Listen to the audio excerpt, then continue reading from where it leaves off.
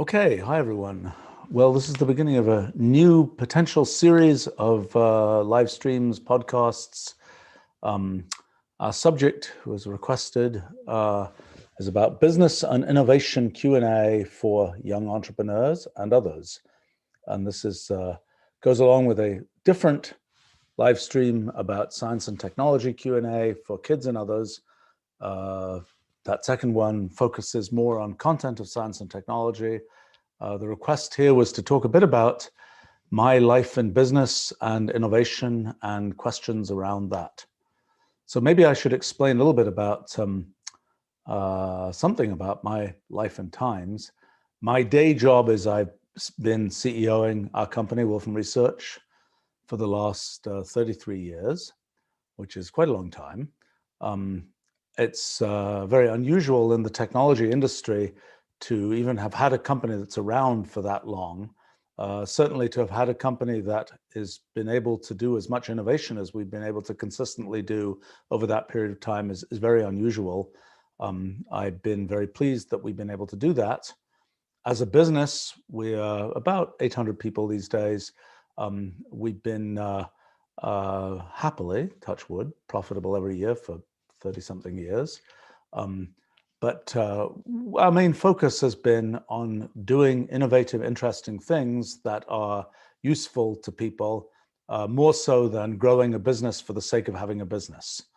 That's again a somewhat unusual set of optimizations in the technology world. Part of the reason that we've been able to do that is we're a private company. We don't have outside investors. We kind of don't have to answer to other people making money from the actual operation of our company. We're really operating in such a way that most of the money we make, we reinvest in research and development, and try to build the most interesting things we can and the most useful things we can. Now, in terms of my personal world, this is kind of the second company I started. The first company I started when I was 21 years old, I guess.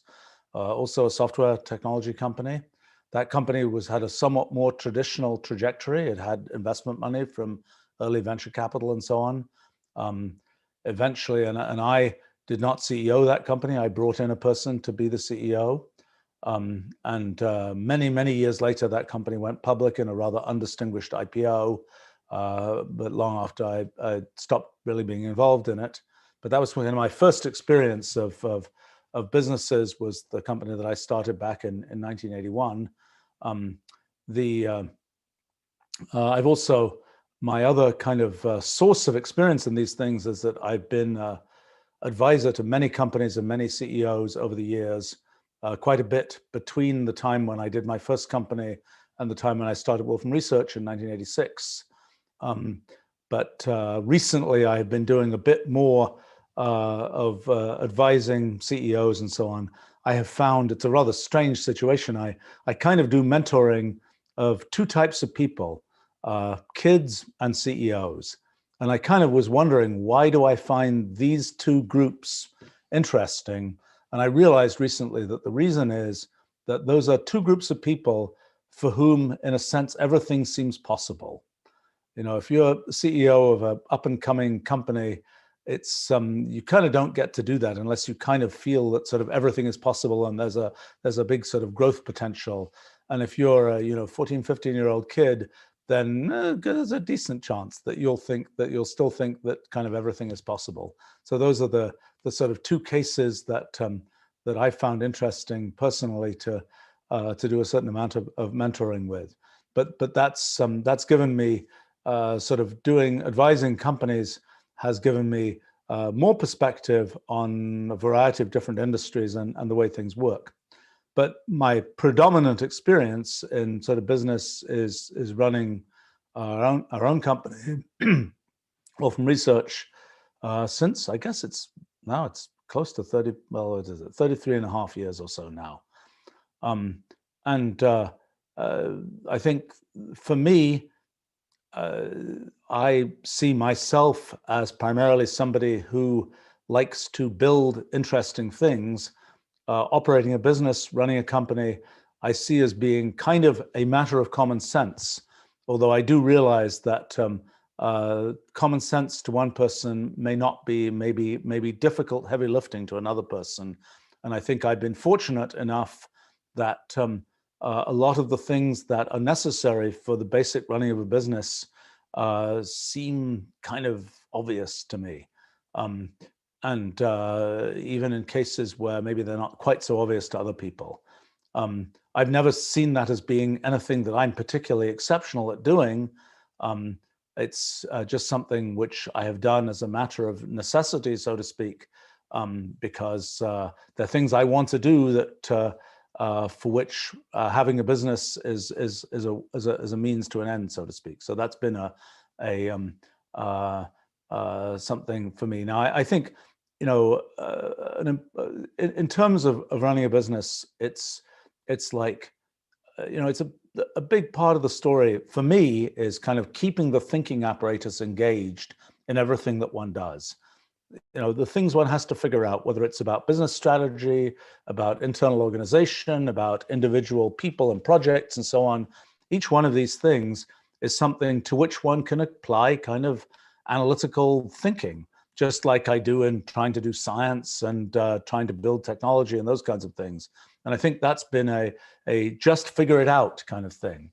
Now, sometimes it's like, oh, well, you know, if one had gone to business school, which I certainly did not, you know, it's like, oh, everybody would know how to do this because it's this is the way one learns to do such and such a thing. You know, the way I have done business, it's always, well, let me figure out what I think the right thing to do is. And that is sort of optimized for a situation in which you're really emphasizing innovation. I'm not sure it's optimized for a situation in which you're sort of doing business for the sake of doing business and for purely commercial ends. But that's been the way that I've done things. I think I've been fortunate. I've, over the years, collected a really terrific team at our company. And for me, an important part of the story of running a business is being interested in the people and being able to try and figure out what one thinks particular people will be good at doing and how to sort of fit together the jigsaw puzzle of the people that one has and the projects one wants to do. And again, you know, another thing to realize about the CEOing business, so to speak, is there are a lot of different personalities that can be successful as CEOs. There are some personalities where it's like, I'd be really surprised if this person was successful, but sometimes even then people do surprise me and are successful. But I would say that the kind of, I'm on the end of the figure everything out, think about everything side of things. I'm kind of also on the end of try to have kind of a flexible approach to dealing with people with very different kinds of backgrounds and interests and so on, and sort of trying to fit those together with what one's trying to achieve as a company. I think in this live stream and series, I'll be happy to talk about both things in terms of operating companies, issues about how to do that, how to do innovation in a situation where, for example, one of the issues is, once you're successful, how do you do something new? That's often non-trivial, and big companies have a huge struggle with that. I'll talk a little bit. I'm happy to talk about things like sort of the best size of company for different kinds of things one wants to do. Not sure I've completely optimized that, although I'm fairly happy at what we've been able to do. I'll also be happy to talk about startups. I've seen a bunch of startups. I've advised lots of people who've done startups. Sometimes they've been spectacularly successful. Sometimes they're frustrating as anything to be on the sidelines of, because it's like, you can succeed, you really can succeed, just don't do the wrong thing, and people do the wrong thing. But I think that's one of the things about running one's own company, is that you know, it's in many ways a lot less frustrating than giving advice to other people, because if I'm not doing something that I kind of should be doing and that I would advise myself to be doing if I was looking from the outside, at least I internally know why I'm not doing it. Like it's just too hard, or I just can't, it just doesn't feel like the right thing to do, and so on. Okay, we've got lots of questions here, so let me try and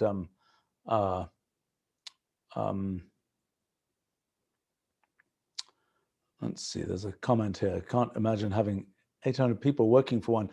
I think one of the things to understand is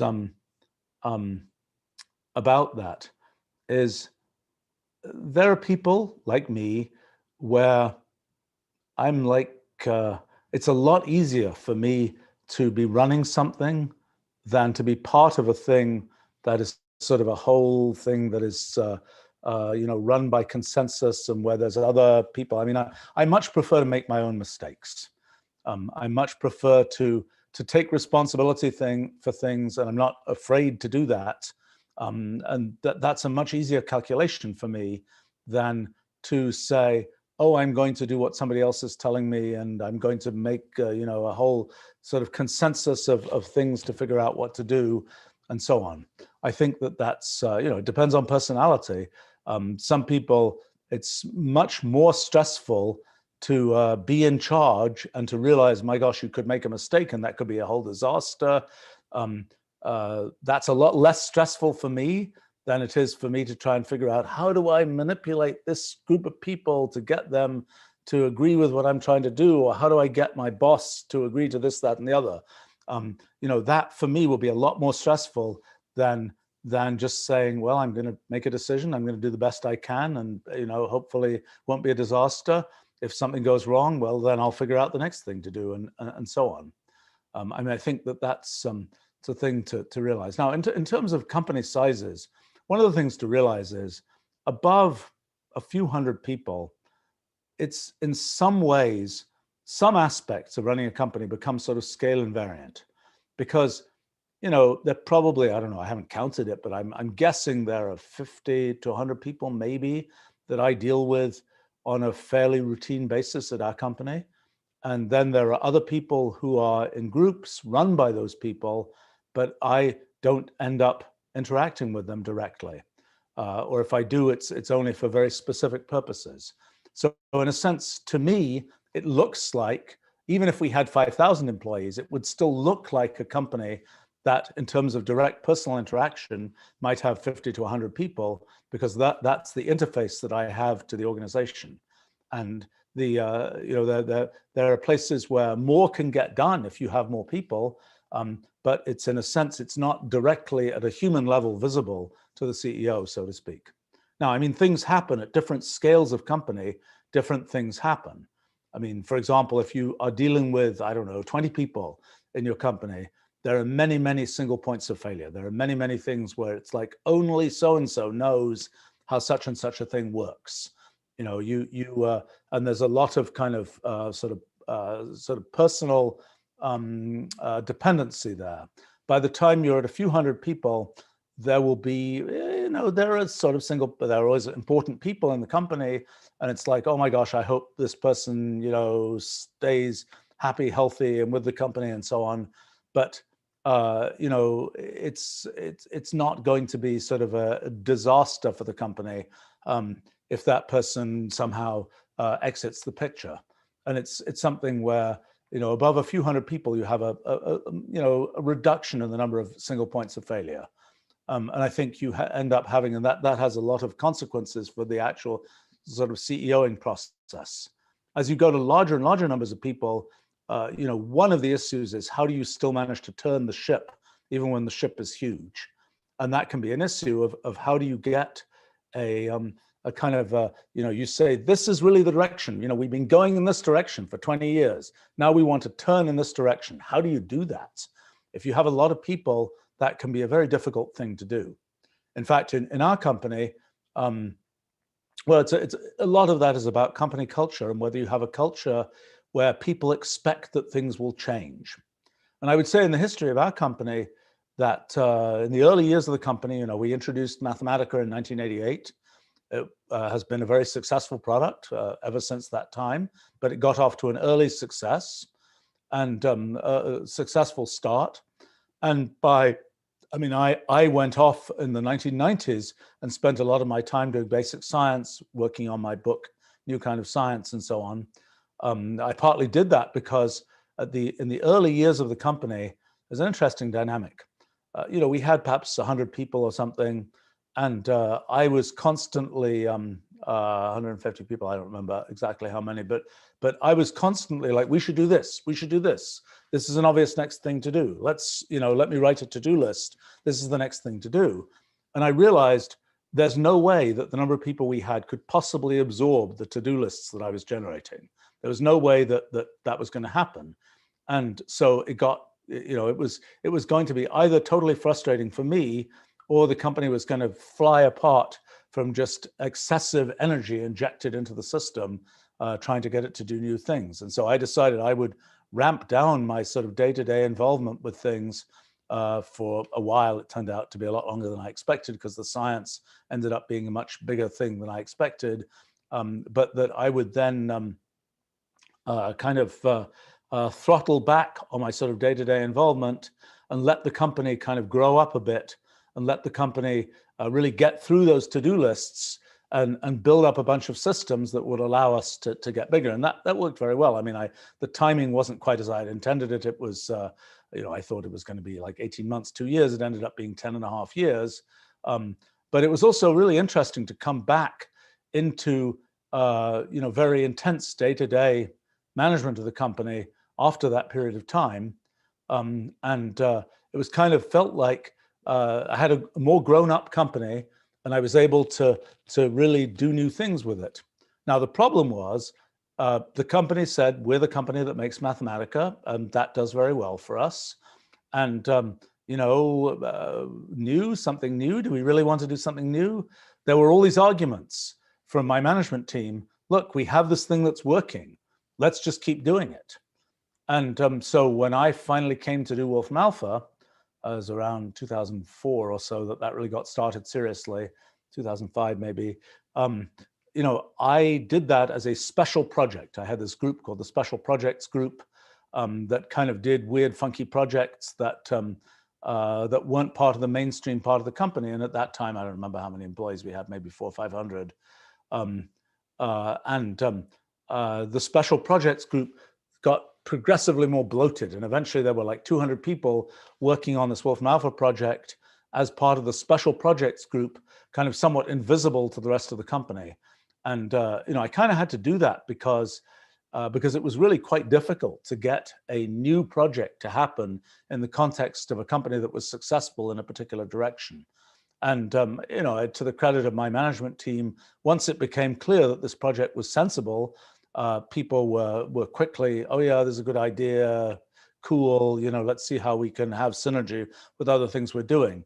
But that project would have been quite hard if I hadn't sort of had the sort of forcefulness and the kind of, we've been a kind of geo-distributed company for a long time.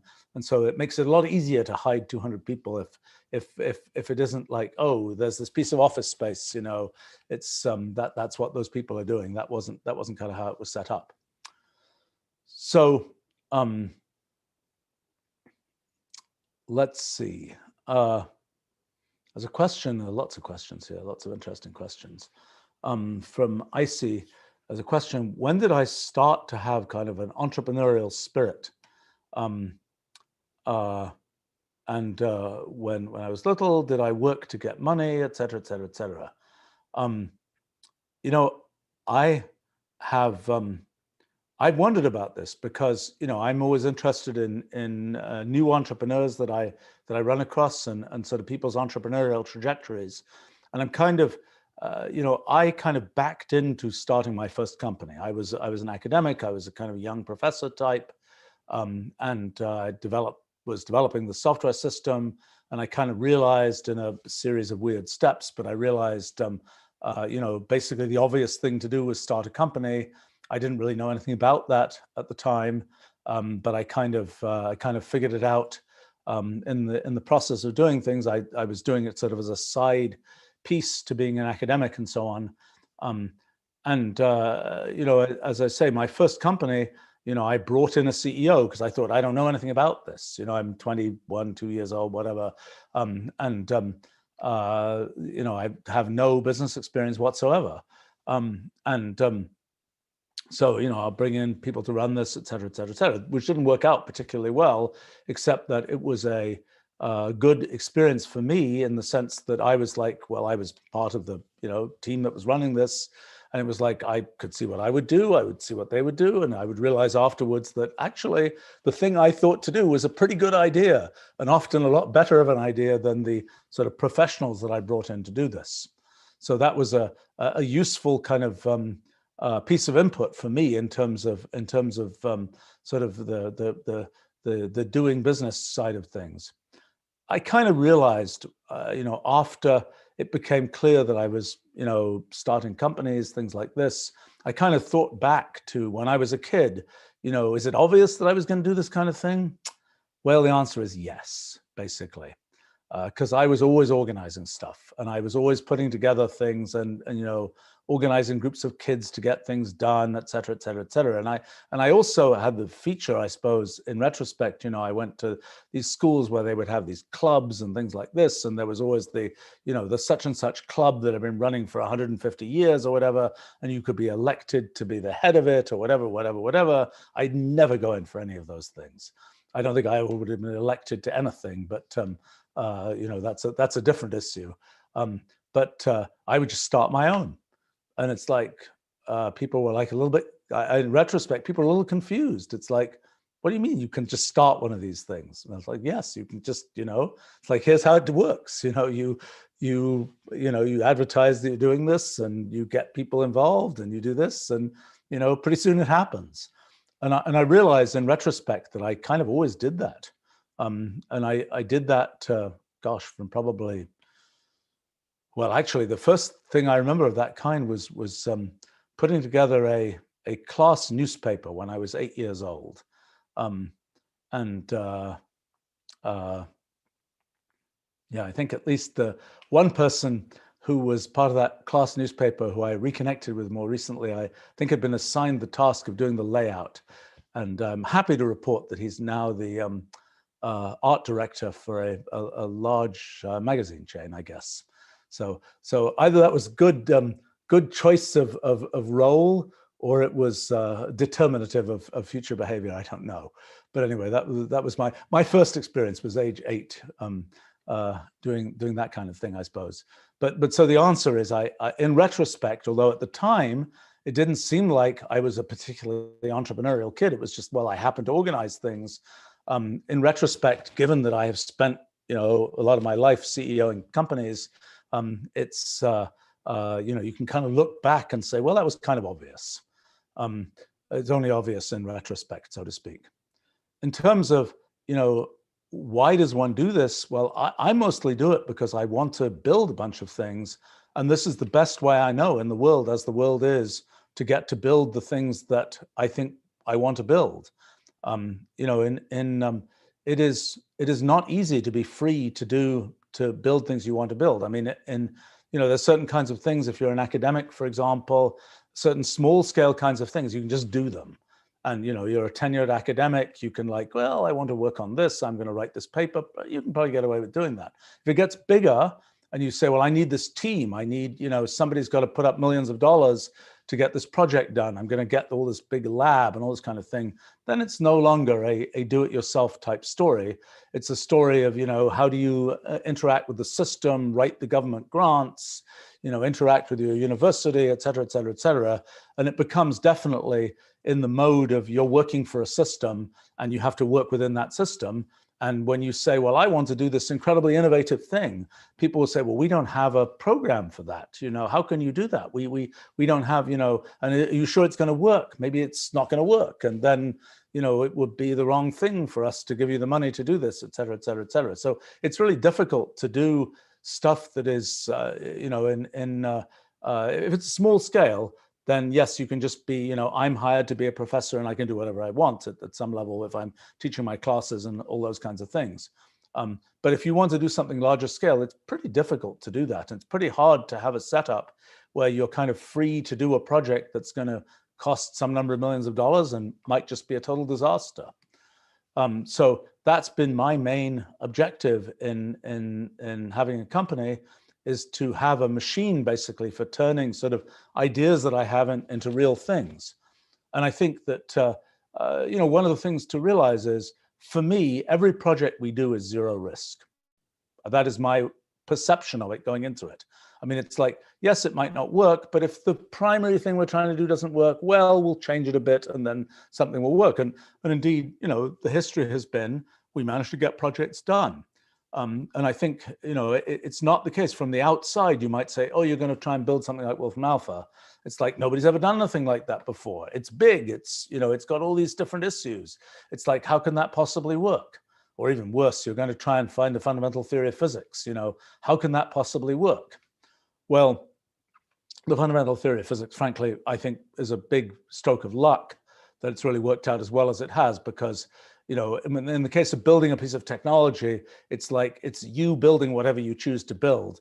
In the case of finding the fundamental theory of physics, well, the universe might just happen not to work the way that you imagine it might work, and you might just be out of luck. So it's a little bit of a different situation. But in all of these things, from the outside, you might say that's an incredibly risky project. From my internal perception, and I think this is true of a lot of entrepreneurs, the internal perception is, look, I can just make it work. So it's zero risk at some level. I think that's part of the sort of entrepreneurial story. I think in terms of, do you do these things to make money? I don't particularly. I do these things to be able to do these things, so to speak, to be able to create the machinery to do the things that I want to do. I've made a decent amount of money in my life, and I have to say that I think it's always a complicated thing, because there are people for whom the objective, the thing that's really interesting to them, is the process of making money. That doesn't happen to be my situation. I don't think there's anything wrong with that. It's a thing that you can be interested in as something that is just interesting in its own right. I think that it's sometimes sort of, there's an irony, because that is a thing that can be interesting in its own right, not my particular interest, but perfectly valid thing to be interested in. But then there's the, I'll make money so I can do X. Now, for me, it's I'll make money so I can build things, but I need to make enough money to be able to build the things I want to build. The objective is not sort of maximize the amount of money made. The objective is have enough money to build the things I want to build. Now, at any given time, like now, I would say that, I would like to grow our company by probably a factor of at least 2 or 3. And that requires basically making more money. And there's a complicated trade-off about how much of my time and my effort goes into doing things which are sort of on the side of, making the commercial engines run faster to make more money, versus how much goes into the, let's figure out the things we're trying to build. And, if I were to criticize my company, I would say the main criticism is its commercial efforts are much smaller and weaker than its innovation and R&D efforts. And that's partly a reflection of my own interests and perhaps my own capabilities. I think a thing to say about CEOing is that, it is a typical feature that companies come to reflect the personalities of their founders. And so we can talk about the sort of analysis. I mean, our company, I'm happy to say, has I think a very good and strong internal culture, which I like to think reflects the better aspects of my personality. And who knows, it probably also reflects the worst aspects of my personality, however you define better and worse. But that's kind of the way that it's set up. And I think that people who say, well, I'm going to start a company and it's going to be very different from me. It's going to make things that are very different from the things that I care about. And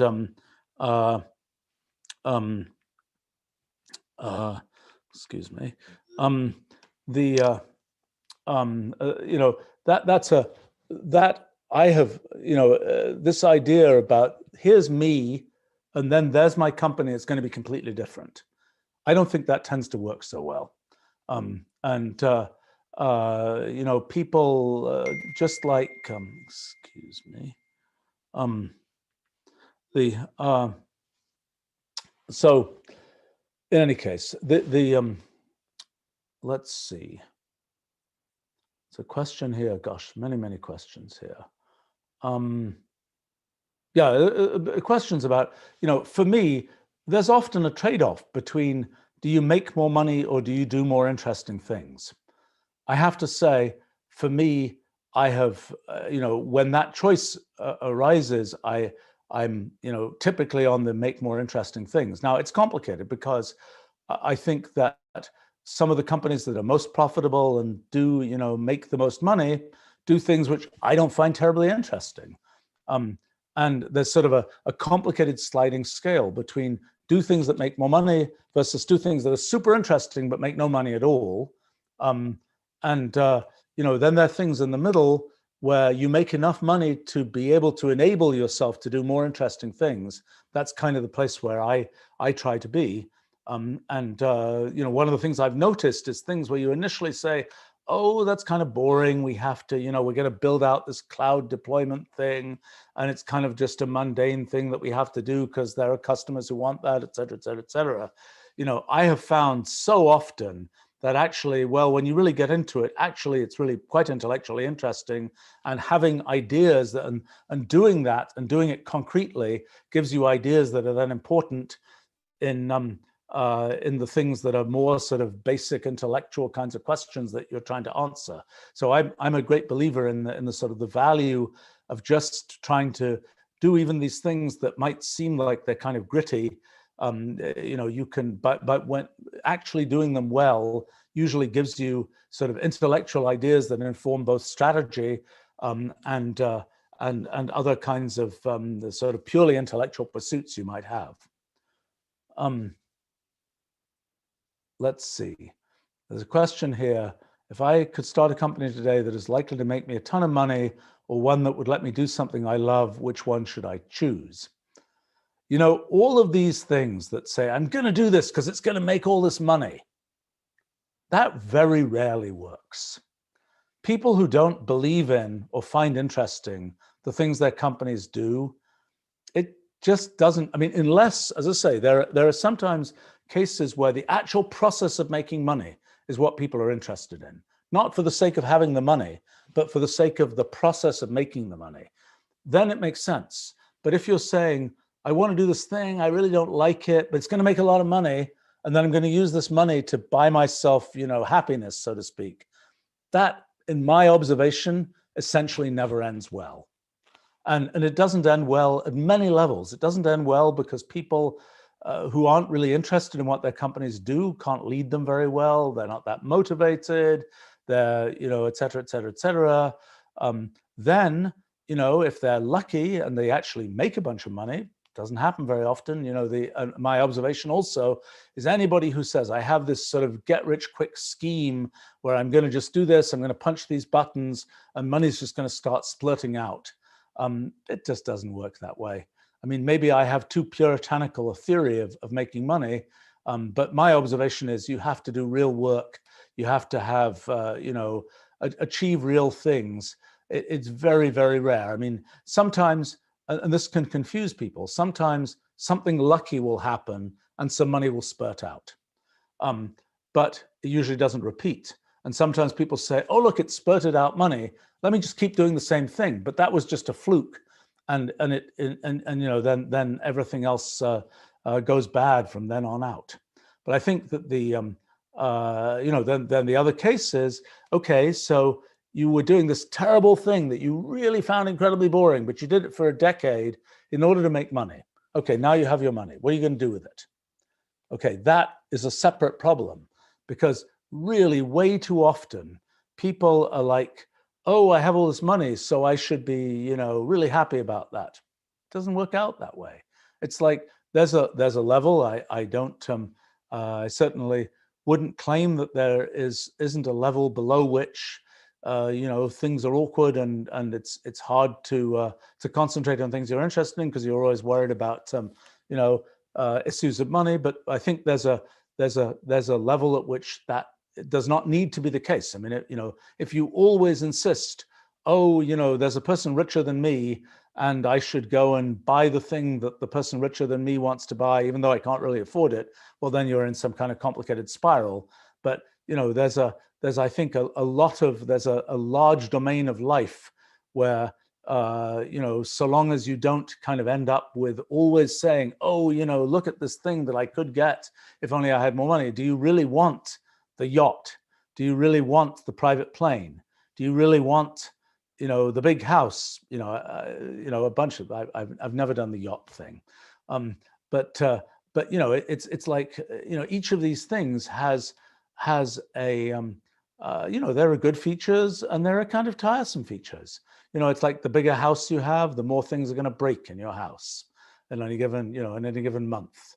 The more, it's like there always are certain kinds of trade-offs, and then you have to start saying, well, then another common trade-off is the more that you sort of delegate things to get done, and the more you're not doing them yourself, the more it's like, oh, there's a certain, like if it's personal kinds of things, the more there's a certain probability it won't be done right, and et cetera, et cetera, et cetera.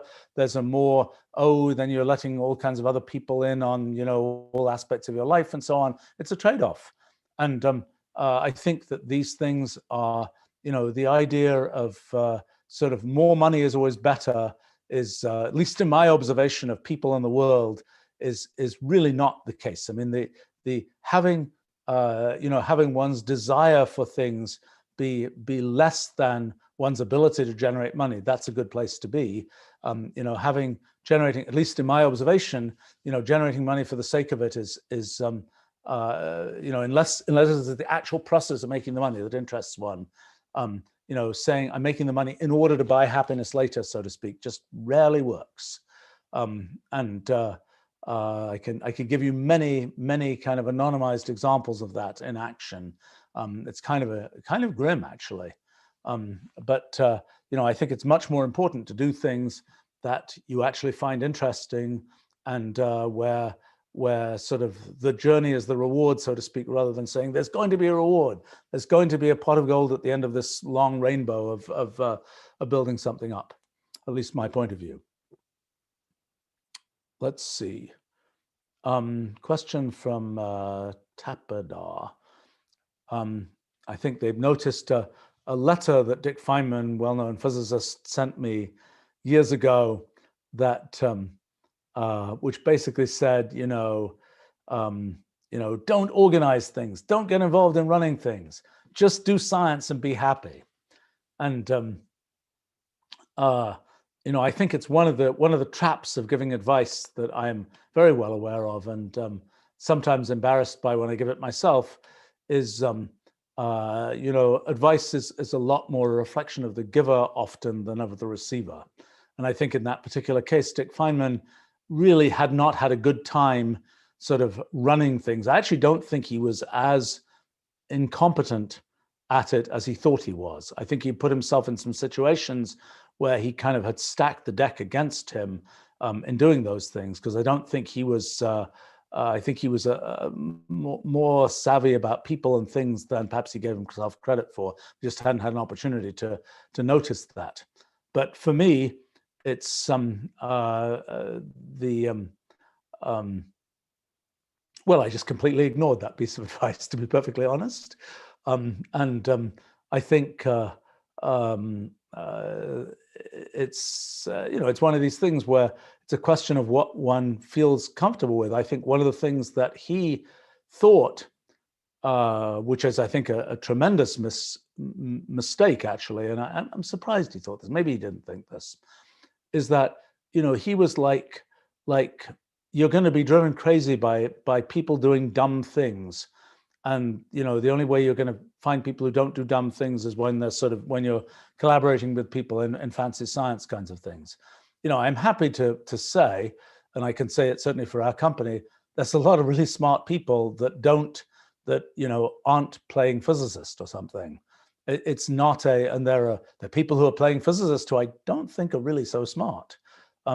These things, the ability to figure things out and so on, cuts across an awful lot of different kinds of people with different backgrounds and different even achievement levels in the world.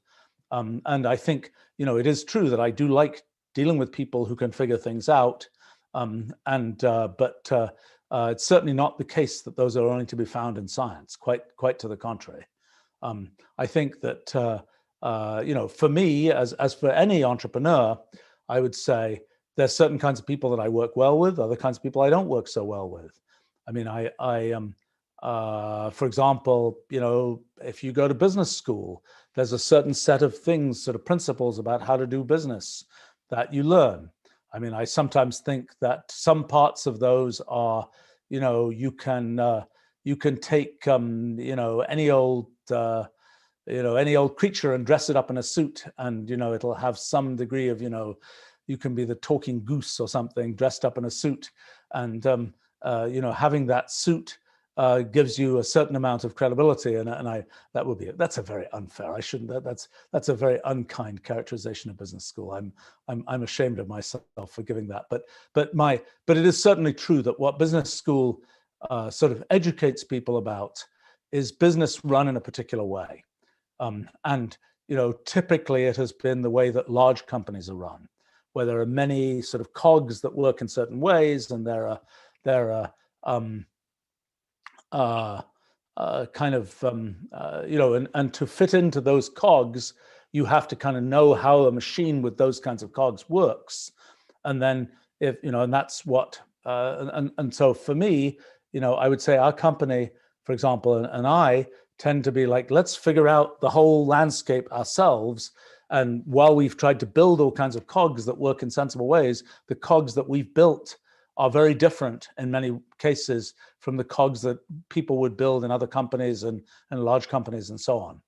And I think people, there's a certain, don't you have a system for that? Somebody would say, coming to us, having worked for a long time in some large company. Well, no, we don't. We figure it out every time, I might say. And it's like, oh my gosh, how can that possibly work? How could you actually figure something out? For example, how can you have a meeting in which you figure something out? Isn't everything that's figured out sort of offline?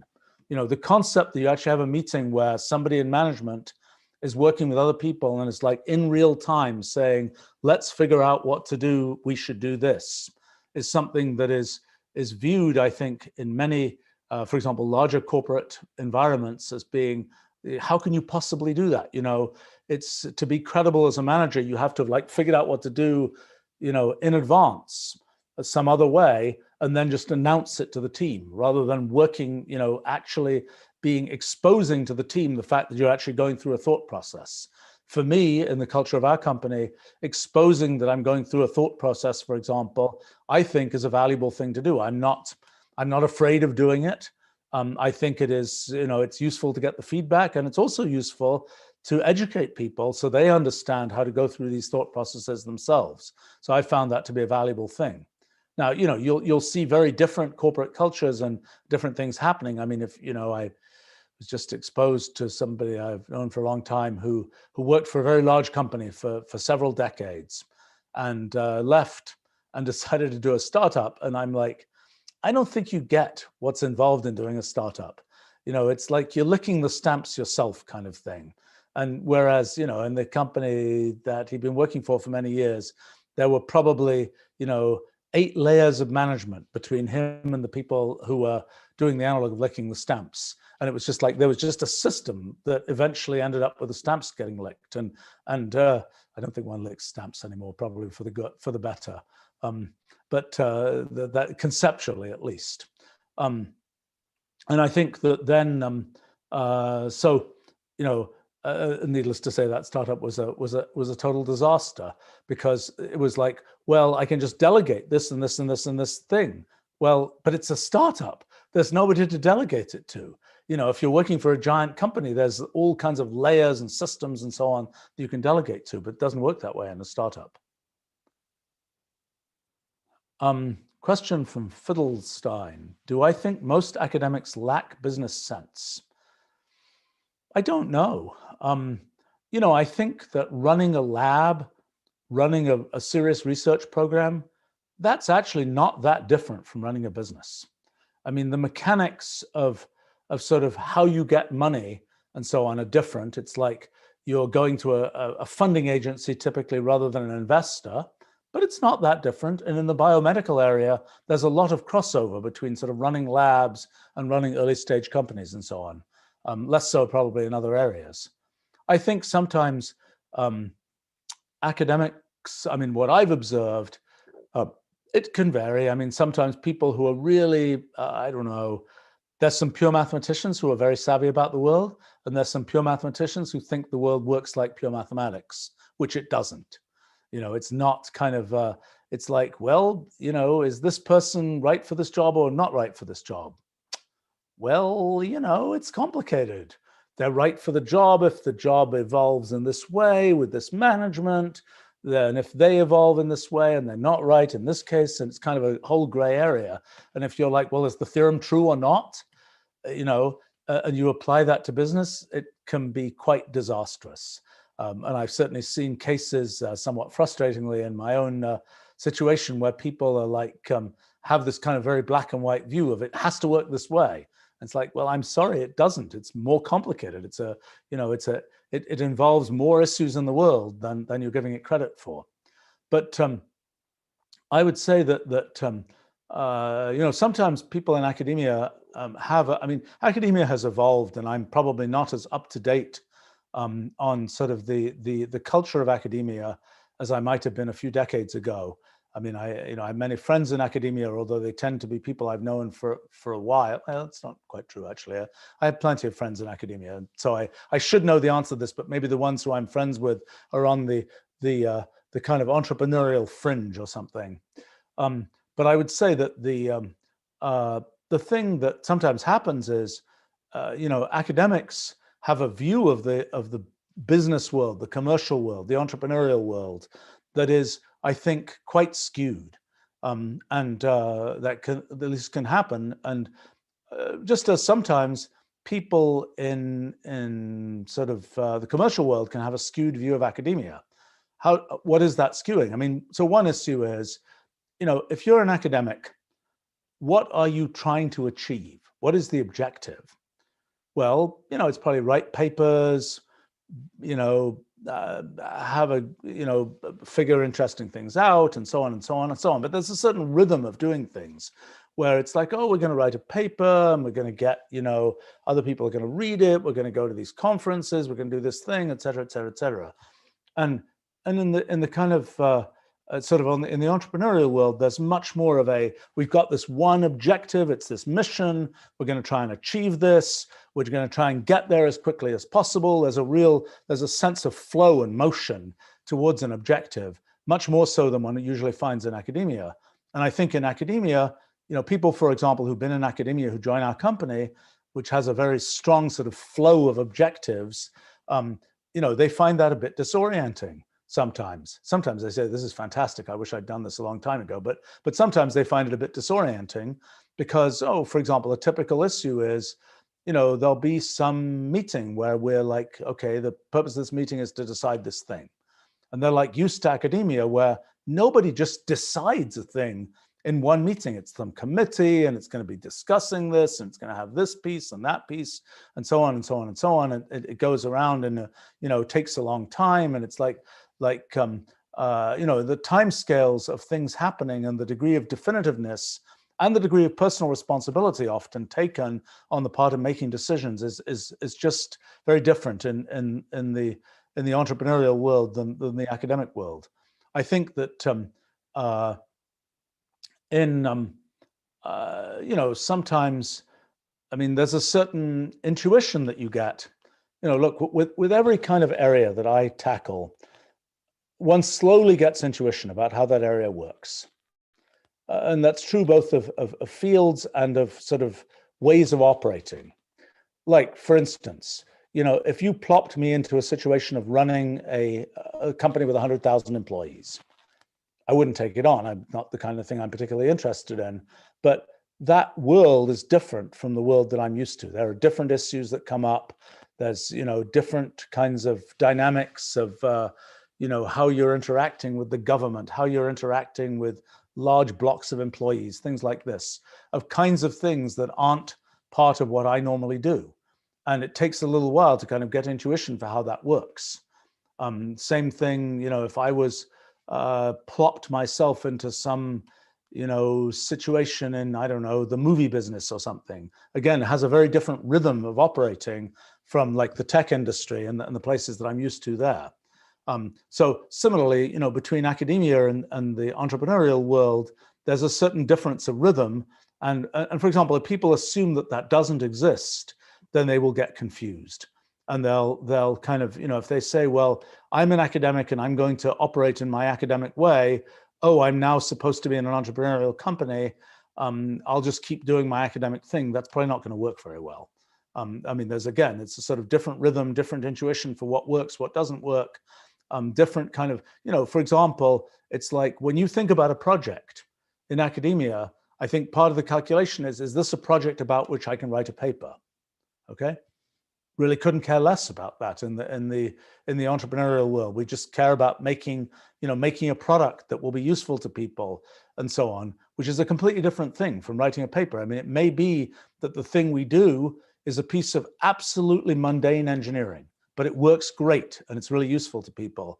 But there wouldn't be an interesting paper to write about it. It may turn out that we have to do something that's super intellectually interesting about which a paper could be written, although we can't be bothered to write the paper because that's not the value system that we're operating in.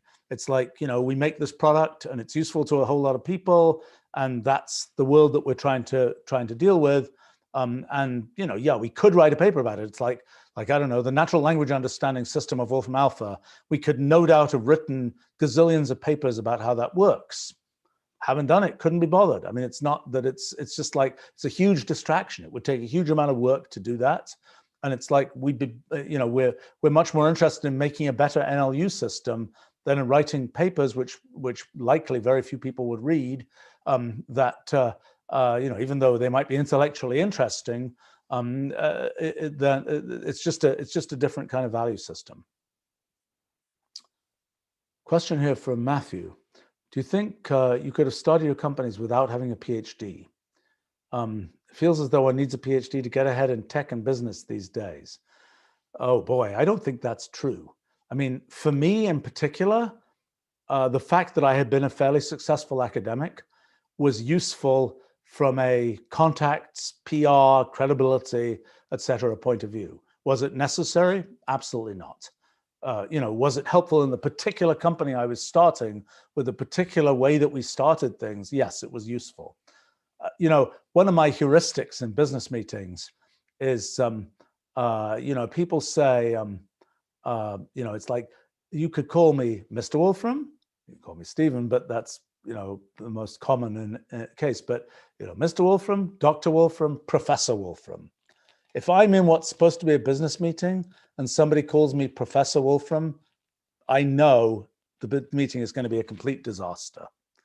In other words, why is that? Well, that's because to people in the business world, professor is some sort of in the clouds, out there sort of flapping around. It's not a pragmatic business thing. It's like, yes, professor, your work is very interesting, but it's irrelevant to our business type thing. That's kind of the vibe there. Now, does it make any difference if you're Dr. or Mr.? Absolutely not. It probably does if you're doing perhaps in some areas in the pharmaceutical business, biomedical kinds of things. Maybe I'm not sure. But in pure CEOing, I would have to say that I'm always a little bit suspicious when I'll go to a business conference and there'll be people have name tags, and some people will have Dr. so and so. And I won't, just because it's not something I usually somebody would usually bother to fill out. And sometimes I'm like, harumph, I'm a PhD too. I should have doctor as well. And I'm like, I don't care, and does it make a difference? And does it, sometimes when I'll be at some business conference, it's a conversation starter. What's your PhD in? Or are you a medical doctor? Or are you a, some other kind of doctor? It's a conversation starter, but that's about it. So I think the answer is that no. I mean, the truth is that any level of credential that you think you need to do something like start a company is something you need for yourself, not for the outside world. I mean, starting companies, entrepreneurism in general, CEOing, it's a business that requires a certain degree of personal confidence. And, you know, if you're like, well, I can only do that if I have all this training to do it, or I can only do it if I have this particular thing, fundamentally, you're not ready to do it. You know, it's you know, that's kind of, it's kind of, to my mind, it's kind of an excuse structure rather than it is a something that actually matters in the outside world. I mean, if you look at the distribution of you know, people who do companies that have been successful, and you say, what are their educational backgrounds? It runs the whole range from people who kind of dropped out of high school to people who got fancy PhDs and were professors and all kinds of things like this. Whole range. I would say more weighted towards the less education than the more education end. I would say that if you look in the tech industry, the number of people who've started significant tech companies who were sort of the PhD crowd is actually not that large, much smaller than you might expect. I mean, it's you know, but people are often like, I'm just going to get on and start this company because that's what I want to do. So I would say that I would have a pretty strong no, that's not a necessary thing. Question here: how does one learn to talk to people? From Sator. Depends what you mean. I mean, there's sort of talking one-on-one and there's talking in large groups. I would say that in terms of large groups, I mean, there are people who just are very afraid of talking to large groups. I've never had this problem personally. I suppose perhaps my reason for not having a problem might be viewed as a negative feature of me, in the sense that it's like, you know, if you really, really, really care what everybody's going to think, then you're like all, you know, frozen. It's like, oh my gosh, there might be somebody in the third row who thinks I'm an idiot. You know, if you don't care that the person in the third row thinks you're a, you know, you'd be better off as a, you know, as a spotted toad or something. You know, if you don't care, then you don't get all wound up and worrying about that. And I think that's probably one of the things about you know, to me, I sort of believe in having respect for the audience, but I also you know, if somebody concludes that I'm, you know, hopeless and terrible, it's like, okay, that's going to happen some of the time. It doesn't really, you know, I have a certain self-image of to what extent I'm hopeless and terrible and to what extent I'm not, and it's hard to rock that. It's hard, and I don't really worry about that. And so that's, you know, that's an important attribute in terms of talking to large groups of people, is just don't worry about it too much. In terms of talking to individual people and for example, telling people what to do, you know, that's an interesting one. There are people, so I sometimes see in people who are really great individual contributors, and it's like, well, wouldn't you like to manage a group of people? And it's like, sometimes they have the self-awareness to say, yeah, I don't think so. And sometimes they'll say, oh, sure, yeah, I'll try doing that. And they fundamentally just can't tell people what to do. They fundamentally are like I'm not, you know, they don't feel comfortable telling somebody else what to do. And I suppose, again, it's a matter of, to some extent, personal confidence and so on. And I mean, you know, okay, another thing to explain, by the time, at least in sort of a tech company like mine, don't know how it works in all other cases, by the time you're ordering people to do things, you've really lost the game. By the time you're in the you know, even though you don't understand why I'm telling you to do this, just do this, you've lost the game. That's never going to work. I mean, it's always like you might say, can you do this? But it's like the person understands why you're telling them that. And if they don't understand, and it's just like an order, then it's really a bad situation to be in. That is very fragile. I mean, it's like, yes, you'll tell them, you know, a famous thing taught to all English school children is the charge of the Light Brigade in the Crimean War, of, you know, charge this bunch of people, you know, charge up this hill where there are a bunch of cannons firing down the hill. well, actually it was the wrong order, but people were like, oh yes, great, we'll just go ahead and do this because that's what we've been told to do.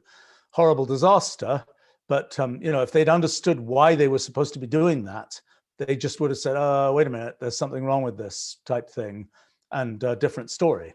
And so similarly, in at least in the way that things work in something like a tech company or something, it's like you got to be in a situation where the person you're telling do this understands why they're doing it. But you also have to not have the kind of personal, oh my gosh, what is it? Is it really my place to tell this person what to do? Well, yes, if that's the way the thing is set up, it is your place to tell the person what to do. Now, sometimes people will say, it's kind of funny actually, people will say, you'll say, why can't you get this project to work? And the person will say, well, it's because I'm not, I don't have the title of manager, poobah, or, senior executive poobah manager, whatever. And, turns out the title is not what gets people to do things. What gets people to do things is leadership and basically telling them what to do, having them understand why they should do it, defining an objective for the project, getting everybody to, getting everybody sort of aimed in the right direction. And that's what gets people to do things. And what I always find interesting is that people who don't at all have, they don't have the manager, this, that, and the other thing, but you find out, oh, by the way, this was the person who actually got the project to happen, even though their title is, junior, whatever, whatever, whatever. Now, of course, good management notices that and says, hey, wait a minute, you just managed to get the project to run. Would you like to be the head of the next project type thing? But it's not the case. People sometimes think that, oh, if they have the title of Grand Poobah, then everybody will listen to them. In my experience, I would say that my experience is that doesn't follow at all. And what gets people to listen to you is actually, providing good leadership. And that's something sort of from within you, not something that is sort of where you're anointed to that position.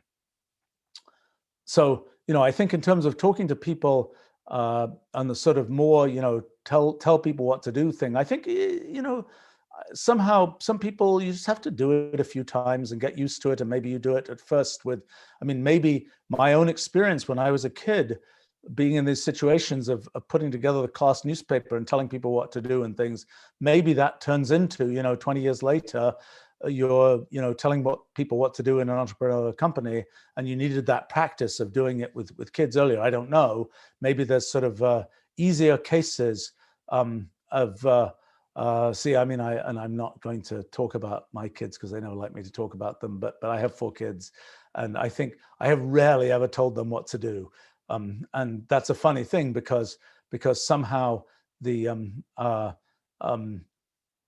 it's I kind of sometimes think when I see people at a company, for example, and they're having kids or they already have kids, and I see their kind of management style, and I wonder how's that going to work, given that sort of dealing with kids is a little bit like the same thing. But it's sort of a funny thing that somehow one ends up, well, I don't know. Let me not go down that path too far, although it's amusing. Now the real question is whether we can get one of my kids to be on one of these live streams and give their view of that kind of thing. But I would say at least one of my kids is really a very good manager of people. But that's a different issue. In any case, actually maybe two of them I would say, at least.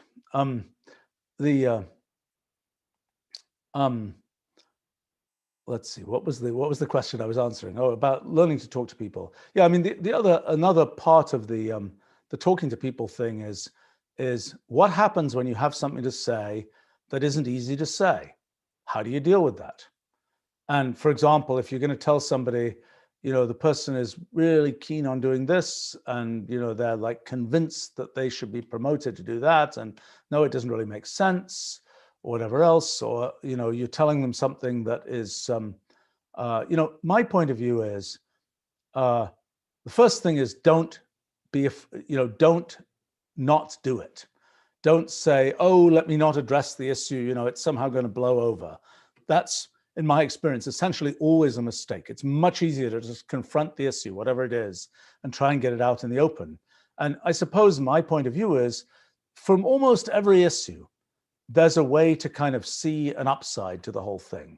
There's a way to kind of explain what's going on that isn't just a, oh, splat, you know, you lose, everything's bad, et cetera, et cetera, et cetera.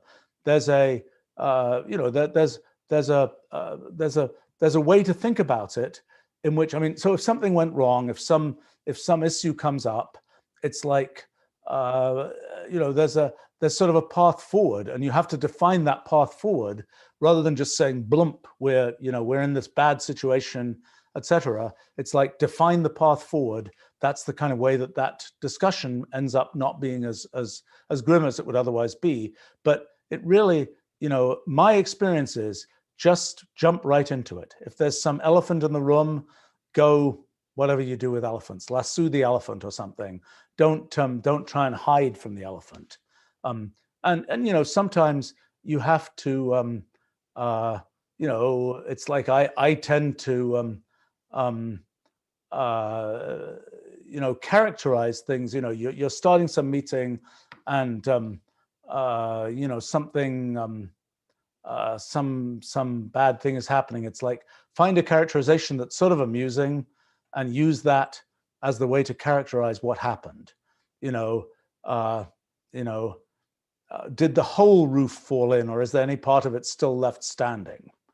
You know, good way to start. You know, if there's something went horribly wrong, it's like you're recognizing that something went horribly wrong, but you're kind of asking, you know, is there anything left standing? And that's kind of a slightly more positive thing. But you know, don't be in my experience at least, and again, any one of these things that one says, it depends a lot on personality, because they're messages that sort of ways to deliver messages that will work for me, that will absolutely not work for other people. And you know, there are things where I might try and use some degree of humor. It might not be you know, particularly brilliant humor, but it is, you know, my humor, so to speak, and I can make that work. And somebody else trying to do the same thing, it would like be a total splat. And somebody else might have a very kind of personal kind of, I don't know, approach that, again, I wouldn't be able to execute, or might have a very, I don't know, a different kind of approach. I mean, I also find that when I'm talking to different people, it's very different. I mean, you know, there'll be people where it's very aggressive interaction, and it's like, you know, everybody's talking over each other, and it's just lots of aggression. And there are other people where it's very calm, very sort of, and it's kind of like, and sometimes they won't say things, and that sometimes drives me crazy. And it's like, what do you think? What do you know? Say something, et cetera, et cetera, et cetera. But the interaction is very different for different people.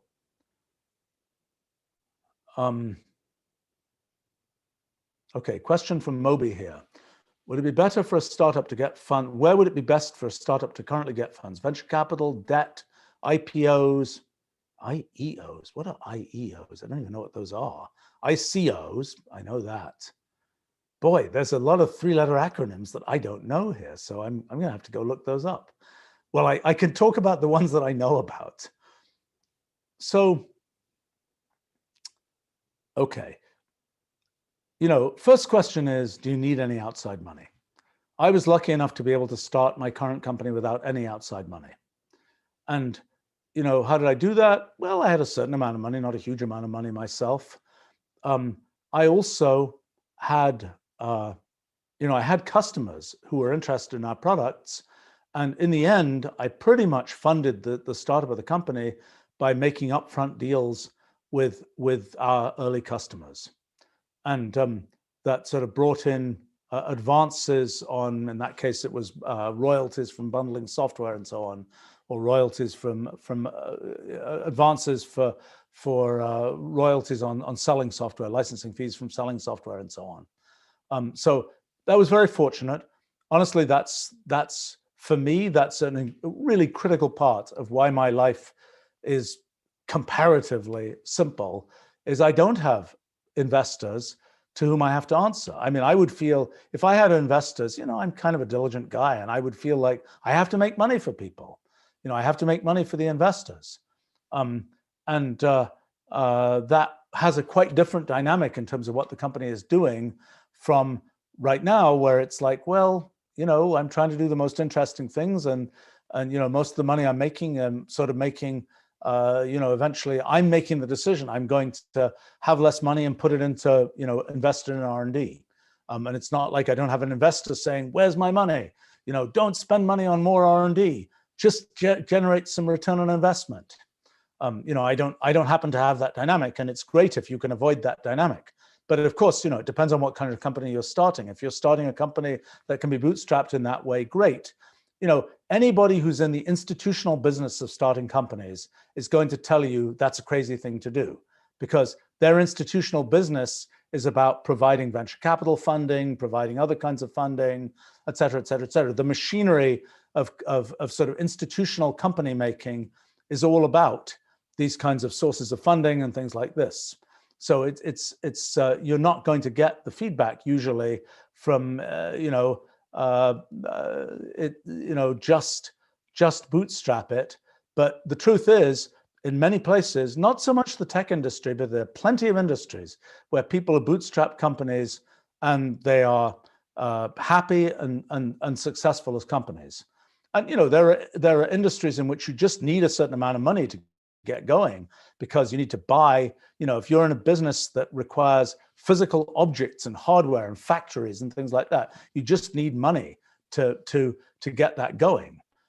If you're in a business that is more of an intellectual production business, well, the money you need is to pay people. And you have to make a decision. Do you do something where you're kind of, doing something where you're not paying people, you have some arrangement where they're going to make money if you make money? Do you do it all yourself? Do you do it with a small group of people where you're not, getting paid?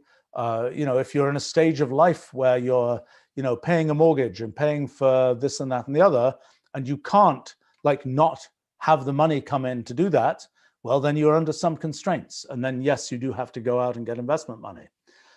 In terms of the thing to understand about getting investment money is, the investors are giving you money because they want to make money. They have an angle.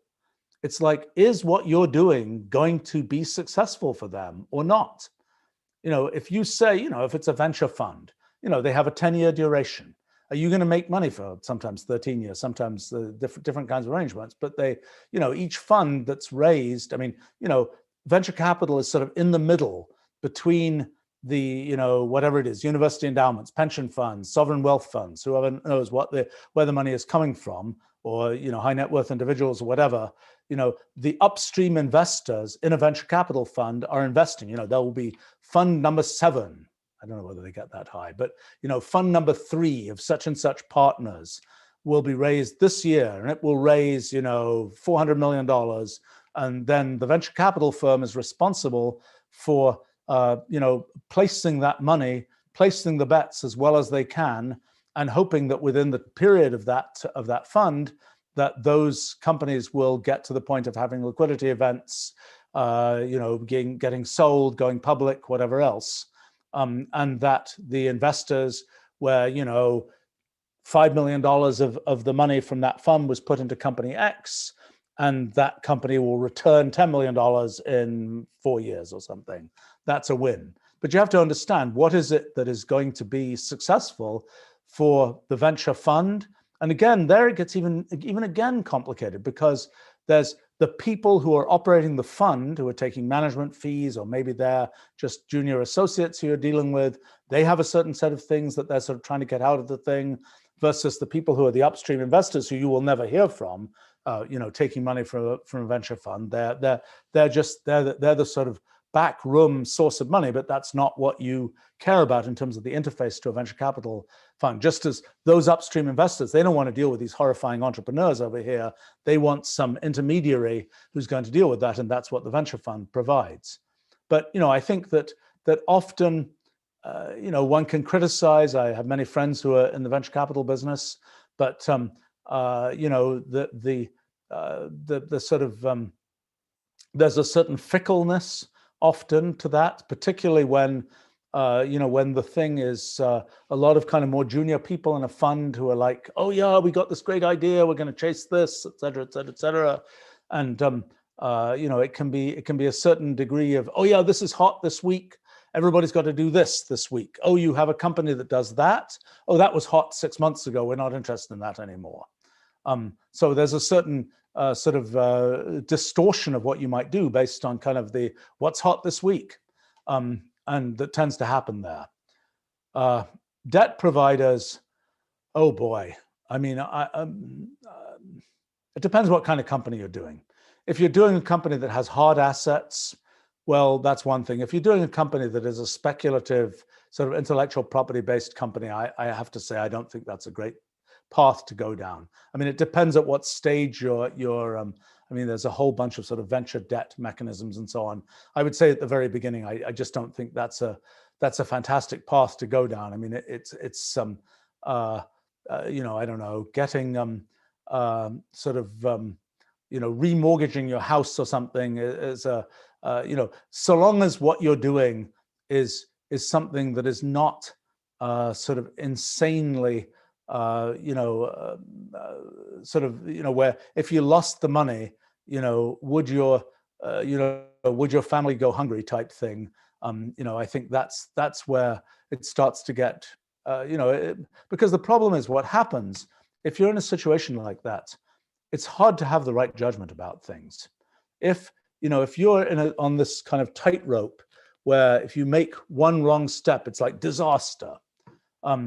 I think you end up, it ends up being, you're stretched to the point where for most people, it's hard to make correct decisions. Now, the other one of these relevant for early stage companies, a couple. I mean, there's things like, crowdfunding and so on. Crowdfunding seems like it's a win. I mean, that seems like a good way to fund things. I mean, I think the idea of saying, bring in, quotes, investors, bring in money, but where you're just going to deliver stuff to people, where people don't own a piece of what you have going forward, that's usually a win, because it's like the first generation of people, you did a successful crowdfunding campaign, you delivered those, new age digital lava lamps or whatever it was, everybody's happy. The first round of, quotes, investors are thrilled. And then next, when you decide you're going to go into the rocket launch business or something, you've got another group of, you've built up you've got your company running, you get another group of people. The fact that they have completely different interests from the first group, it's all fine because the first group is happy. You go on to the next one, et cetera, et cetera, et cetera. That seems like a win. I mean, by the way, there are other types of funding, like some of these government funding things in the US, SBIRs, things like that. I think when people can get those, that's a good thing, but it's a little bit of, again, a distortion effect, because it's like, oh, there's a proposal we can write to this, this, and this. Let's distort what we really wanted to do to make it fit into that particular box. And, the likelihood of it fitting is not so high. And, because it's like, oh, only one in however many proposals gets funded for all kinds of random reasons, which could just be there were a lot of good proposals that month or something. Or it could be, the program manager just doesn't like you. I mean, it's not supposed to be that, but that's what it ends up being. Same with venture capital and so on. But I think, so another thing mentioned here is ICOs. That's initial coin offerings.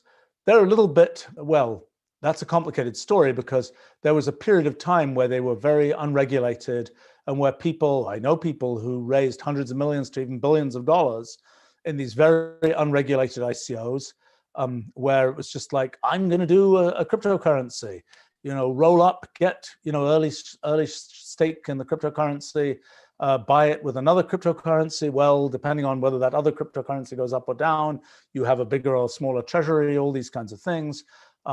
It's great while it lasted. I'm not sure it's still there. I mean, I think that now to do an ICO, it's quite a lot of regulatory compliance issues, et cetera, et cetera, et cetera. I think that's a more complicated story. There are Yeah, another thing here mentioned is IPOs, and I don't know, maybe some of these other things whose abbreviations I don't know, are these small scale sell stock to the public schemes. I don't have a lot of experience with that. I don't know. I mean, that's only, I think it's up to maybe $1 million or something that you can do that. I don't really know. I think the thing to understand about investors is, you know, investors will, they're trying to get something out of it. If you have a small number of investors or investors who are very vocal, they're the people you're working for. If you have a huge collection of sort of public individual investors, they're not really the people you're working for unless something goes horribly wrong and they end up suing you. But I think that's when you have a widely distributed kind of base of equity holders, I think that's a slightly different situation, and I don't really know. I haven't really seen people who've done that. At the time when, by the time you have a much later stage company, it's not worth taking a company public until the valuation is in the many hundreds of millions of dollars at this point, because the amount of sort of costs, well, at least for US public filings, the amount of costs associated with doing the filings, the compliance issues, et cetera, is, it just doesn't make sense if you're not raising a lot of money there. I think that the, having a public company, it's a complicated thing. It's a big constraint on one's life to have a public company. Things one can do, one can't do. The public may be like, oh, we don't like your company, we're going to sell off all these shares, and that's, that causes trouble for the company in a variety of ways. Or like everybody thinks they're fantastic, and it puts and you're often thinking about, well, what are we going to do next quarter? What are we going to announce next quarter that's going to get people to be excited about investing in our company, from that quarterly earnings call or whatever else. So it puts a set of different constraints, but that's in at least in the US. I mean, there's some other countries around the world where people sometimes do public offerings of much smaller companies. Again, I don't know so much about that. I think that at least in the US setting, that's a late stage issue, so to speak, not an early stage issue. Okay, there's a question from JR. I'm interested in starting a company, but I'm having a hard time deciding on a niche market that is on the small scale, maximum of 100 employees, likely in the IT sector. Any suggestions? Boy, I have to say, I have run across several people recently, including some who say, I want to start a company, I just don't know what it should do. And that's interesting. It's a strange thing, because whenever I've wanted to do this, I've got a thing I want to do. The best way I can see to do it is to start a company, rather than I want to start a company, now what should the company do? So my main statement would be, look inside yourself, so to speak. What is it that you find interesting? You've thought, oh, there's this way people are doing this and it's really crazy, I could do it a lot better. Oh, and I know lots of people who are doing that. I've kind of worked in that industry, whatever else. I think it's important to kind of, the more you know, and the more you're sort of bought into, this is the thing I want to, this is the thing I need to do. I want to do it for myself. I'm a customer for my product. For example, for me, with Wolfram language and so on, I'm absolutely a customer for that product. I use it every day. I push it to its limits. This is a product which, even if we had no other customers, even if there weren't millions of other people using it, I would want to build this just for myself. But the mechanism for building it is I have to have this company that supplies it to millions of other people, because that's the only way I can have the scale to be able to build the things I want to build myself. So I think the main thing to say is, what do you find interesting? What do you have a unique knowledge about? I think that's the way to think about it. Now, in terms of sort of at a meta level, everything, things become computational. That is the theme of our time, is take something which was done some other way and make it computational. I mean, I don't know, if you're interested in, if you have some hobby, can that hobby, maybe you're, I don't know, collecting, I don't know what. I mean, one that's already been done. Maybe you're doing, I don't know, leaf pressing or something, collecting plant leaves and pressing them. It's a terrible example, but I'm just trying to think of one which I don't immediately think has been done. Can you make well, it's kind of reminds me of things like iNaturalist and so on, but, can you make sort of a network of, can you make a business out of doing something like that? Can you, are there a group of people who want to sort of share, I don't know, that's a bad example, but or, let's say you enjoy playing, some kind of word game thing, can you make a business out of enabling more people to do that? Or if you've been in the IT sector and you're like, oh, I have spent all my time going around and, checking whether, whether there's an update to software on particular machines, whether there's whether that's happened. It's like, I just wish there was a way to do this more efficiently. Well, maybe that's the thing you should build. But, a thing that, I've spent a lot of my life building tools to let other people build things, and kind of the theme of kind of Wolfram language and our whole technology stack is sort of injecting computational intelligence into everything and taking things which were just, oh, we just did it some other way before. Can you use computational intelligence to do that thing? Can you take something that is something that you had done, that people had done very unsystematically before, and can you make it something that can make use of computational intelligence? Can you do things like, for example, one thing that I still don't have, but is predicting whether, if I write a piece of email, I send a piece of email, I send a question to somebody. What is the mechanism? Should I send a follow-up? Should I bug them, or did they already answer? Having an automated system, we actually have the tools to do this now, to use a little bit of machine learning, some rules, some learning from the experience of what is this person, have they responded to you before, blah, blah, blah, blah, blah, blah. If you have access to internal calendar information and, are they an internal company person and they're out of the office and they're on vacation, can you figure out whether that's why they haven't responded to you? Can you do that all automatically? Well, that's something I need. And it's like, I would think, well, maybe I should just build that, because that's a thing I need. And I'll have intuition about what to build because it's something I need. And so it's like, well, I'm going to need this feature and that feature and the other feature. I think that's a really good basis for thinking about what to make a company do. And again, the first step is there a seed? And maybe some of these live streams, I'll be happy to go through. If people have seeds, I can talk about how to go from that seed to something that might be a credible company. The thing is, pick a seed you're interested in and then try and grow it into something that can make a company. I would say that the other way around of just saying, I want a thing that is a company of such and such a size is, I don't think that seems like a sensible thing to do. I think you have to start with the seed. And at first you may say, I just can't imagine, let's say you are into, let's say you're a poet and, you're like, how can I possibly make a business out of poetry? And it's like, well, what about tweets? What about there are people who have things to say, but they want to turn them into tweets? Maybe you start a service which is for, it's a service business, right? Where it's like, you're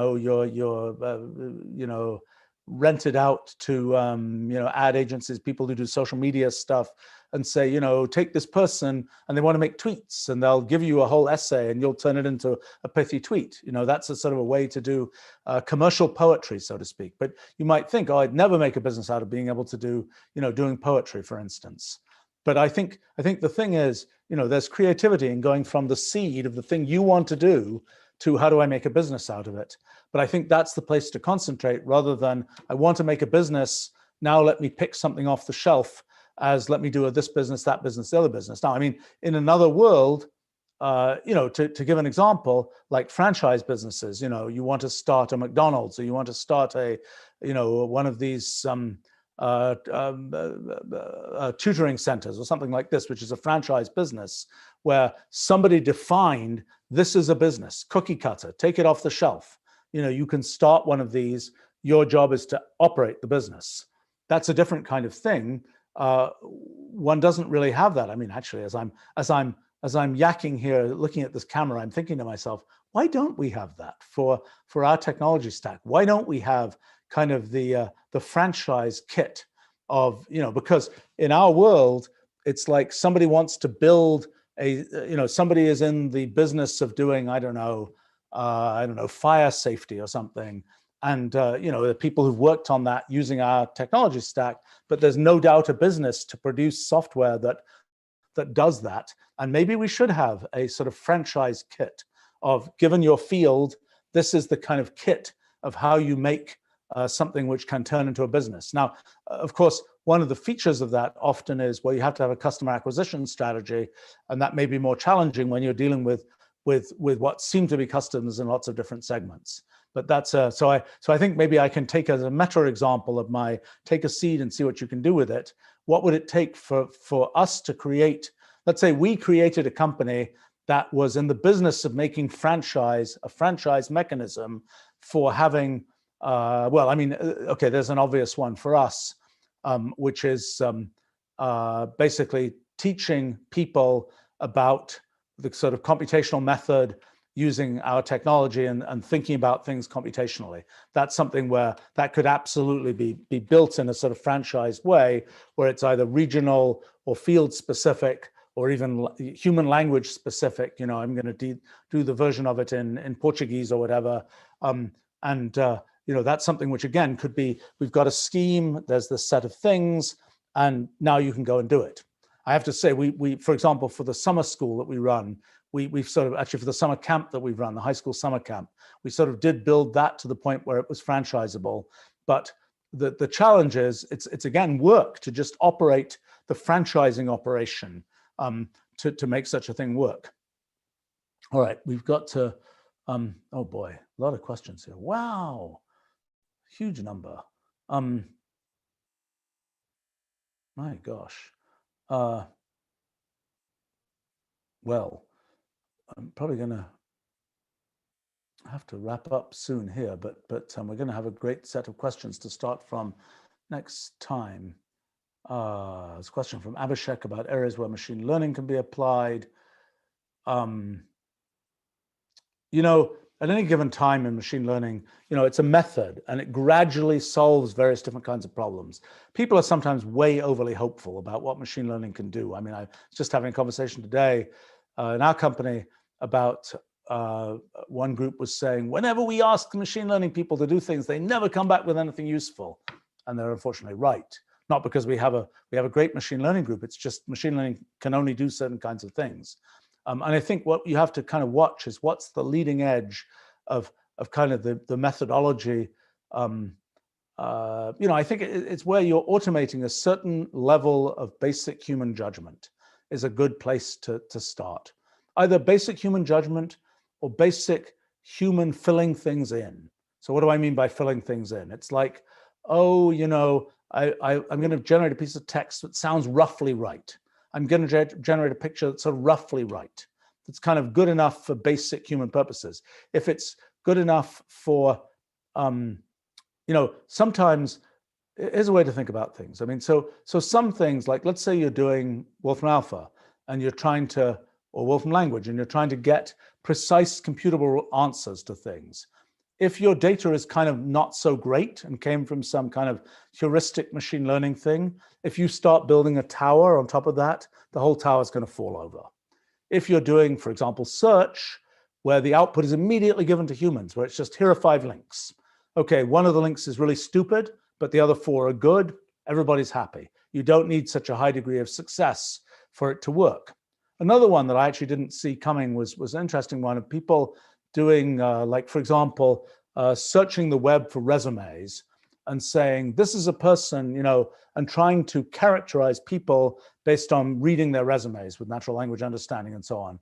And it's like, okay, let's say you can do that, but you make some horrible, goofy mistakes. You say, I don't know, you pick up Carl Friedrich Gauss, famous mathematician from the 1800s, and you somehow assign him to the University of whatever. And then somebody is like, really? But actually he's been dead for, 150 years or something. But it turns out that in that space, for example, having something which is not great, but gets somewhere is useful for things like sales prospecting, hiring people, finding potential people to hire, even having something that has a 60% hit rate or something is really quite good, because, okay, some will fail for all kinds of reasons. They might fail because you're trying to, hire a person who was fictional or who has been dead for 100 years. But, so you move on to the next one. And it's not a problem that it wasn't perfect, so to speak. Let's see. There's a question from Khalid here, 18 years old. He says, interested in science and being an academic, and being an academic is therefore appealing, but I recognize a lot of problems that need to be fixed that couldn't be done from inside academia. What's my advice? It's complicated because,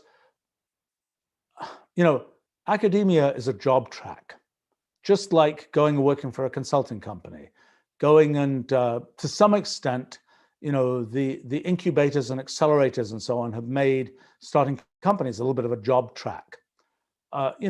Being an academic is a job track that's both a good thing and a bad thing. It means that the upside is smaller, but the downside is also smaller. There's a track. You follow these steps, you can get a certain distance. If you say, I'm going to go completely free range and do things completely for myself, that's more challenging. I think that, just a second.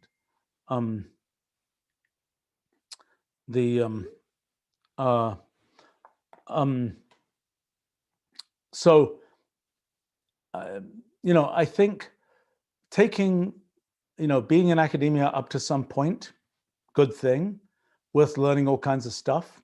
Always, while you're interested in learning it, if you're not interested in learning it, don't do academia. I mean, if you're interested in learning and you're like, oh my gosh, you look at the course catalog for some college or something, oh my gosh, I want to take all these classes, they all sound super interesting. Great. If you're on the other hand saying, I want to get a degree in such and such, what classes do I have to take? Oh my gosh, I have to take this, I have to take that, whatever. You probably shouldn't, you're not going to have the best experience. You're probably going to forget everything you learned there pretty soon. You'll get your piece of paper. If you're going to do entrepreneurial things, that piece of paper is not the most valuable thing. It's like entrepreneurism is not a field where people are particularly, it's a field where you sell yourself. It's not a field where people are saying, where's your piece of paper that proves you can do this? So I think it's something where, I think,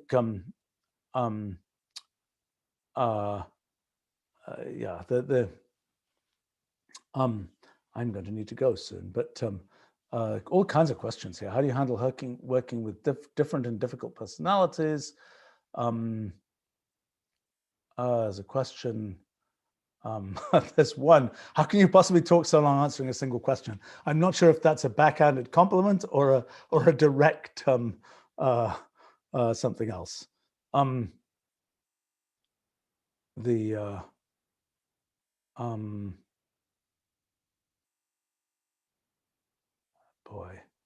boy, there are a lot of really interesting questions here. Well, this is great. I look forward to continuing this. Okay, I'm gonna just answer one more question here, and then I'm gonna wrap up for now. I want to say that in terms of our live stream podcasting adventures, I'm basically planning on 3 series. One is my science and technology Q&A for kids and others. That's on Fridays, coming up tomorrow this week. And then on a different day, probably at this time, we'll be alternating in successive weeks between this business and innovation Q&A and a history of science and technology Q&A, which has also been requested, where I'll talk about both history I've been involved in and history that I've, for one reason or another, studied. So, okay, there was a question here from EE. I can never read these. EE, I'm going to say EE. How has having our company based in Illinois, near University of Illinois, instead of Silicon Valley, New York City, or Boston impacted the company? What convinced me to make this decision? Okay, so the reason I did that was because I had been starting this kind of area of science that mostly now gets called complexity theory. I was at the Institute for Advanced Study in Princeton, and it is a small, if distinguished, research organization. And my efforts were quickly expanding to be sort of too big for that organization. And so I kind of went around the country, a little bit entrepreneurial, I would say, to different universities saying, where should I start a research center for this kind of science? And the University of Illinois kind of won that competition, so to speak. And so I went to University of Illinois to start that research center. And I think that in the end worked out really well for the university. And I think that from my side, I realized quickly that I was not a great employee of universities or anything else, and it was much better for me to be running my own thing. So that was how I came to start my company. But I was at that time, we'd started this research center in Champaign, Illinois, and that was where I started the company. Now the company, by 1991, we started the company in 1986. By 1991, I was off sort of trying to distance myself a bit so I could give the company a little bit of breathing room, and so I could work on a basic science project. And so I at first spent a year or two in California, and then moved back to the Chicago area. Now I live in the Boston area, have done for 20 years. That me becoming a remote CEO was kind of the beginning of us having a very geo-distributed company. So our headquarters and our largest number of employees are in Illinois, but we have a bunch of other offices in different places, and we have a lot of individual people working in a wide range of different countries and so on around the world. So we're not as localized as we might be. Places where we have very few people are places like Silicon Valley and New York City. Why? Well, part of the reason is that we'd have to pay them a lot more for them to be able to live in those places. It doesn't really benefit us to have them be there. As far as we're concerned, we are mostly doing R&D, generating products, and that's about people producing things. It's not really about people being in a particular place. For me, I would say that both the geo-distributed character of our company and to some extent the fact that the core of the company is in the Midwest of the US, there's a certain kind of long-term thinking and solidness of approach that I think comes with that. I think that there tends to be, particularly in Silicon Valley, there tends to be very much of a, what do you say you're going to do? What's the posturing of what's going to happen, more so than what are you actually doing? I would say that's less of an issue in New York City and Boston, but I would say that's a particular disease of modern Silicon Valley. It's gotten, I would say, worse in recent years with the sort of outsized success of some of the things in Silicon Valley, which are terrific, but it leads to a culture where, everybody has to be saying, I'm going to do fantastic, fantastic, fantastic things.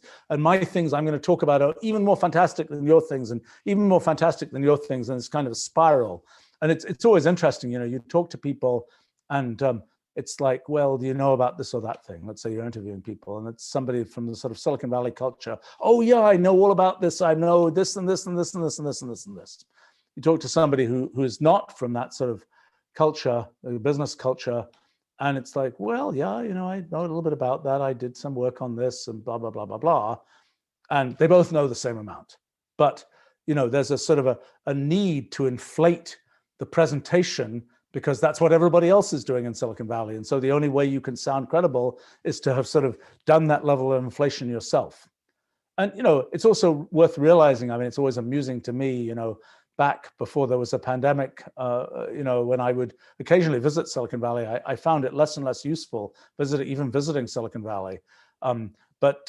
You'd go there, it's just amusing, you walk into your average Starbucks or something, and every little conversation fragment you hear is about people, oh, I'm getting ready for my Series B. Oh, I'm going to, I've got an MVP. Oh, I've got a, blah, blah, blah, blah, blah. This is startup town, so to speak. Just like if you go to, Hollywood, you go to that area, everybody's going to be pitching a script or they're going to be, pitching a movie or whatever. And it's worth realizing it's startup town. And that has, for some people, that has that generates a lot of energy. For other people who are a little bit more, I mean, like the culture of my company is very different from that. It's not all about, pitching things. It's about trying to actually do things and figure a lot of stuff out. I find it amusing. I will, I advised a bunch of Silicon Valley companies, and sometimes things will happen like one recent one. I was talking to the CEO of this company where a bunch of really good things were sort of taking off, and it was like, but that means we're going to actually have to support customers, 24/7 with some cloud type system or whatever. And it's like, and so then we got to have people up, restarting instances of this, that, and the other. And it's like, yeah, that's kind of how it works. If you are expecting to have customers who are using your product from around the world, somebody's got to be watching those servers at 3 a.m. That's the way it works.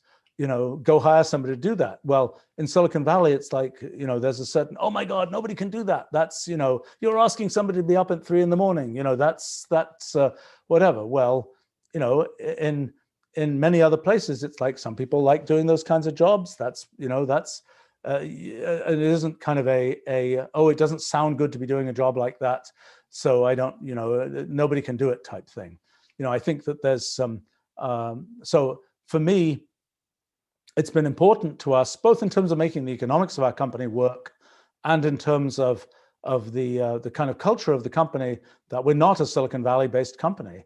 We're much more of a, I have to say, we once had a small operation in Silicon Valley, which was a disaster.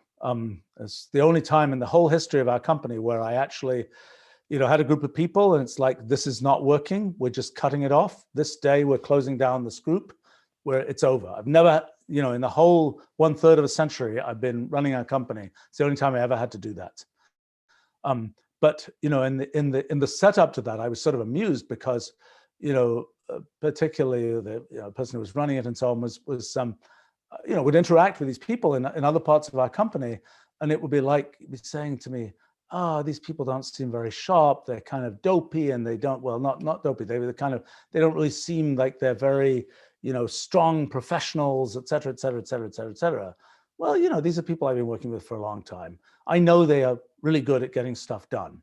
I also was suspicious about the Silicon Valley group, but the problem was, what was happening was, it's this inflation of posturing that, this guy was listening to our sort of general people who were like being very matter of fact about, this is what we know, this is what we don't know, and that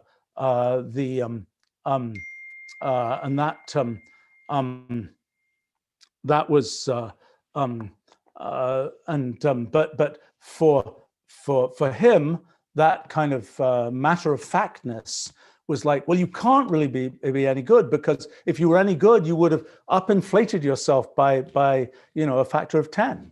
And so that's how that sort of I think that there's probably a way of operating within the culture of Silicon Valley, but the crossover to other places is not as successful. I think it's been tremendously strong for our company that we have such a diversity of sort of places where people are coming from, backgrounds of people, et cetera, et cetera, et cetera.